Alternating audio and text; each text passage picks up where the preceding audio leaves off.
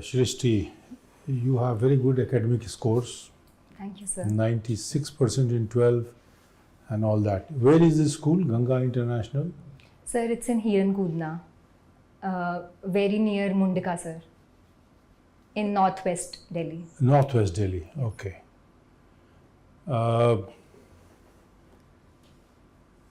You are in Group B RBI officer. Is that the same as AAO? Sir, the group system in the other central government services and the grade system that is there in RBI, it's entirely different. Different. Yes, sir. So this is the highest direct lateral entry. Yes, sir. Okay, which like class 1 in our government parlance. I mean, in LIC they take AAO, Okay, which sir. you know, they also join at that level. Yes, sir. Okay, very good. Now, tell me, you are a student of political science, you have studied in IP as well as IGNOU. What is the difference in India and Bharat?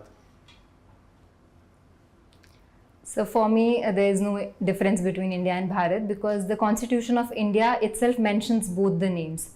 Okay, so why is government now promoting Bharat? Last year G20 summit in Delhi, entire delegation with the Prime Minister was seated behind Yes. Bharat. What is the intention of the government in using Bharat and not India?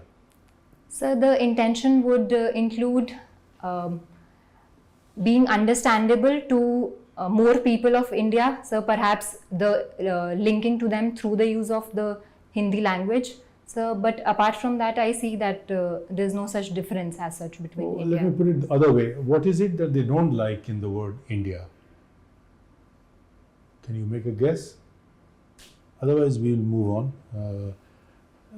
Now, I believe, based on what is being discussed, Bharat is set to draw on your ancient civilizational pride, and the word India gives a connotation of colonial, hangover or whatever. Okay, moving on. Very burning topic is appointment of 2 election commissioners. Yes, sir. Supreme Court, in earlier judgment about a year ago, had recommended that CGI should be in the 3-member committee Yes, with sir. the Prime Minister and leader of opposition. Now, what is your assessment of whether this troika would have been ideal, practical and good for the country, or it would not have been very pragmatic, because there are 3 separation of powers kind of a thing, 2 of them coming together Yes, with the sir. help of a 3rd one who is also in politics. What do you think? So to begin with, I would like to acknowledge the fact that since the last 70 years, the procedure was such that only the government single-handedly was appointed the election commissioner. So in that regard, it is a step in the right direction since we have moved to a committee constituted at least. So more consensus and representation. However, given the composition of the committee, sir, I believe with time it can also be modified and it can be made more inclusive based on the consensus of the people. Well, that's going neither here nor there, but hopefully, are you saying that Chief Justice should be a member of the 3-member committee or no? So I would support Chief Justice presence in the as and committee when, to appear more inclusive and unbiased, sir. Yeah, as and when the government of the day or the Prime Minister, bequeaths that kind of a concession. So waiting for such a reform to we come will soon. see. We will see that. Yes. Okay, I heard you saying about India following a very pragmatic policy. Yes, sir. Russia-Ukraine war, India is quietly supporting Russia and buying oil in exchange as a compensation or whatever. So you think India can have an independent position on Russia-Ukraine war, or India is being treated as closer to Russia, therefore closing its eyes to the transgressions of international law by Russia? What do you think? So I believe India does have an independent stand and it's not being dictated by any other power. Sir, India has a stand for safeguarding its own national interests first. Everybody is doing that. Indeed. Everybody in the world is doing that. In foreign policy, nobody does against its own national interest. Yes, sir. So that taking of oil imports from Russia or defense procurements for that matter. So I believe that is that India is loudly speaking and accepting it globally, not doing it under the table. Hence, that should not be criticized.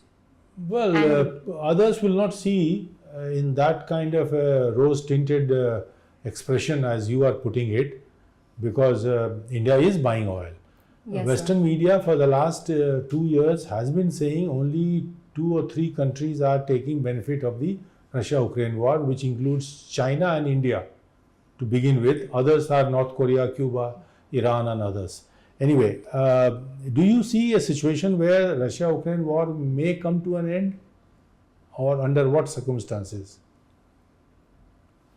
So, I see that in the future, perhaps it will convert into a frozen conflict whereby the military escalation wouldn't take place. However, whether a peace treaty would be reached or not is questionable, sir, because given the gains that Russia has made, for instance, at Avdiivka, perhaps it wouldn't want to back out. And even Ukraine has said that we wouldn't stop short of anything than putting independent in front of Ukraine. So given the stance of both the conflicts, sir, I feel war fatigue will enter and it will become a frozen conflict. Yeah, kind of a deadlock. We'll see how it goes. And now, lastly, since you are a student of political science, you should be having some idea. Has UNSC, the main core of the UN system, failed? But at the same time, India wants to join also. So what is the benefit of India joining a failing or almost failed organization? Is there some merit?